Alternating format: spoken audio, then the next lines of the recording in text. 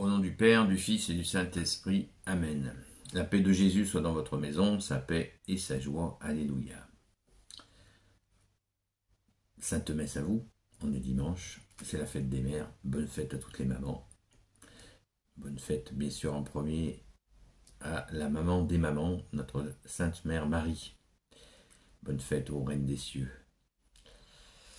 Saint Évangile selon saint Matthieu, chapitre 28, versets 16 à 20. Jésus envoie ses apôtres. Les 11 disciples allèrent en Galilée à la montagne que Jésus leur avait indiquée. En le voyant, ils se prosternèrent, mais certains gardaient des doutes. Alors Jésus s'approcha et leur dit : « Tout pouvoir m'a été donné au ciel et sur la terre. Allez donc et faites-moi des disciples de toutes les nations. Vous les baptiserez au nom du Père et du Fils et de l'Esprit Saint, et vous leur enseignerez pour qu'ils observent tout ce que je vous ai ordonné. Voici que je suis avec vous tous les jours jusqu'à la fin du temps. » Waouh! L'envoi. L'envoi, il est souvent question de l'envoi des apôtres. D'ailleurs, apôtre signifie celui qui est envoyé, donc tout est clair. Merci Jésus, toi seul es la clarté. C'est-à-dire que nous devons nous prendre tous pour des apôtres? Certainement pas. Nous pouvons avoir un apostolat, mais ça ne fait pas automatiquement de nous un apôtre. Un apostolat, c'est faire des choses que faisaient les apôtres, mais on ne peut pas tout faire. Seuls les apôtres ont reçu la force d'en haut à la Pentecôte que nous venons de fêter. Et personne n'a reçu cette force d'en haut à part les apôtres, et c'est bien normal puisque vous savez qu'ils ont suivi Jésus, ils ont été préparés par Jésus pendant 3 ans, 7 jours sur 7, 24 heures sur 24. Donc ils ont eu la préparation en face à face avec notre seul roi Jésus. Donc restons toujours dans la modestie. Le problème, c'est que quand on parle de modestie, certains confondent modestie et ne rien faire. Voilà. C'est problématique. Il faut trouver un équilibre entre ne pas se prendre pour un des 12 et ne rien faire justement. Moi je suis modeste, je fous rien. Non, ça n'est pas du goût de Jésus. Jésus, au contraire, veut que nous allions, que nous portions du fruit. Il met tout en œuvre pour nous aider à donner du fruit. Il nous donne aussi des saints et des saintes pour nous aider à porter du fruit.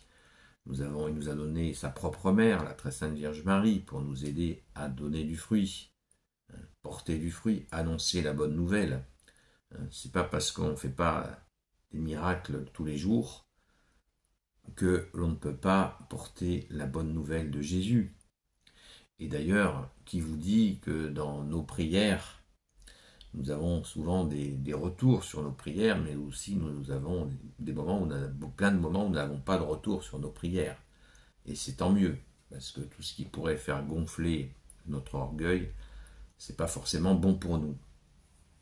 Mais nul doute que plein de miracles ont lieu quand nous prions pour des gens qui souffrent, pour des situations difficiles, des miracles.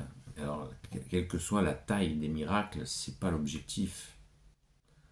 Nous avons toujours dans le cœur ce qu'ont fait les apôtres et ce que continuent à faire les apôtres, bien sûr, mais dans cette modestie, eh bien, nous pouvons, par ta grâce, Jésus, faire des merveilles. Donc surtout, ne lâchons pas l'affaire et ne jouons pas les humbles qui foutent rien. Voilà. C'est un piège. L'ennemi serait trop content de nous voir absolument inactifs. L'ennemi aime bien nous stériliser. nous empêcher d'agir. La prière est très puissante. Un grand saint comme Saint Padre Pio, qui faisait, lui, d'authentiques miracles, priait je me semble qu'il priait 7 à 8 chapelets par jour. Donc, tout faiseur du miracle qu'il était, il priait. Et c'est une bonne chose. Puis la prière, ce n'est pas un devoir, c'est une relation d'amour avec toi, bien-aimé Jésus.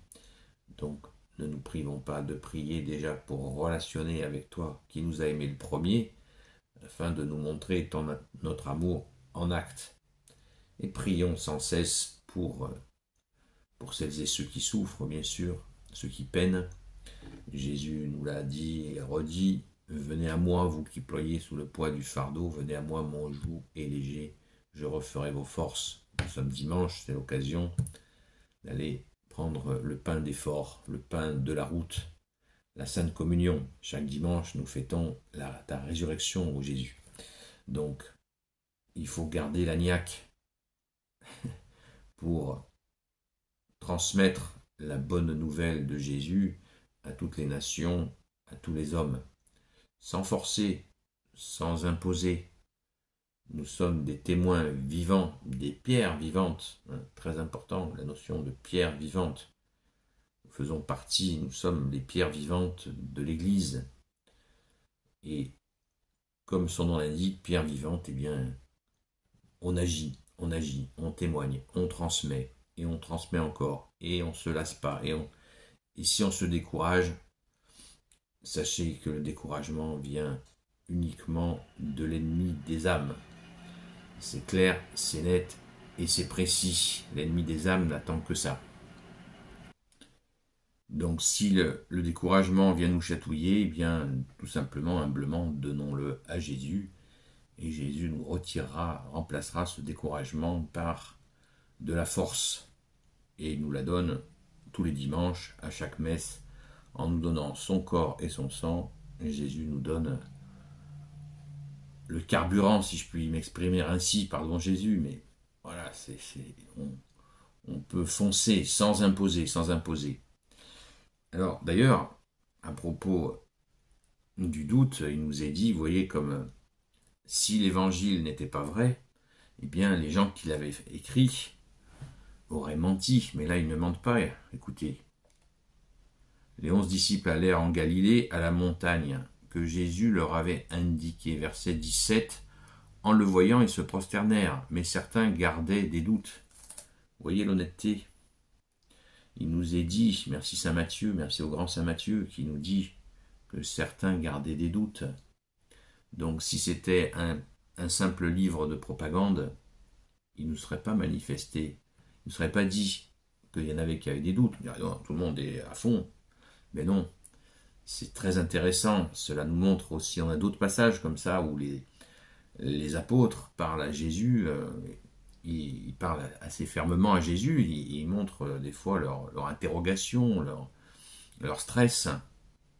Et ça nous montre bien toute la divine honnêteté de la Sainte Écriture et du parcours de ces hommes magnifiques, de ces saints hommes qui ont suivi Jésus jusqu'à offrir leur vie pour lui.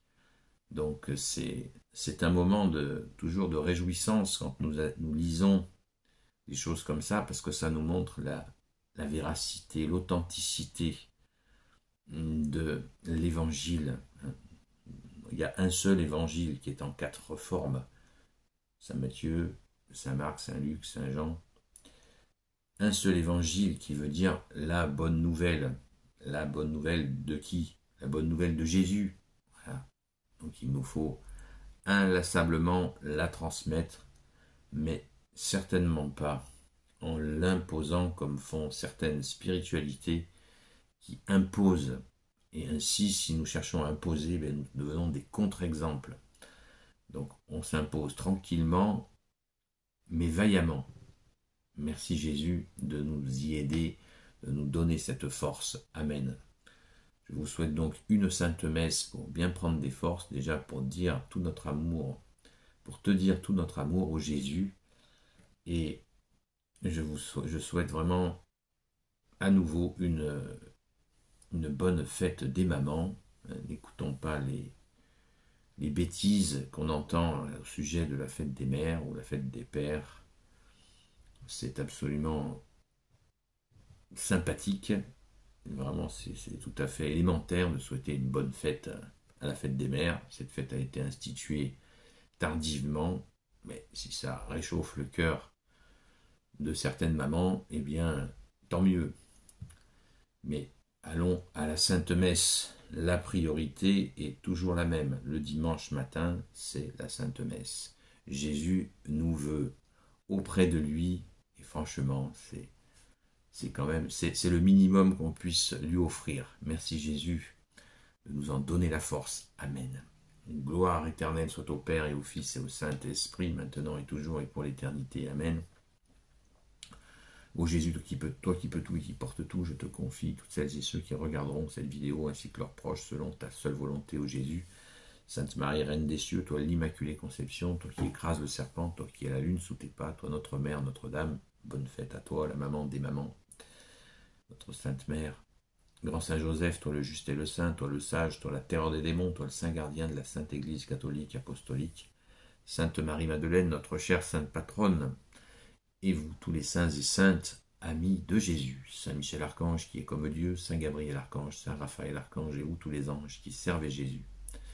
Je vous confie toutes celles et ceux qui regarderont cette vidéo ainsi que leurs proches selon ta seule volonté, ô Jésus. Et à vous, mesdames, mesdemoiselles, qui n'avez pas d'enfants, sachez que Jésus a dit, une femme qui n'a pas d'enfant a tous les enfants. Voilà. Donc, bonne fête à vous aussi. Je vous souhaite un bon dimanche dans la paix et la joie de Jésus. À très vite.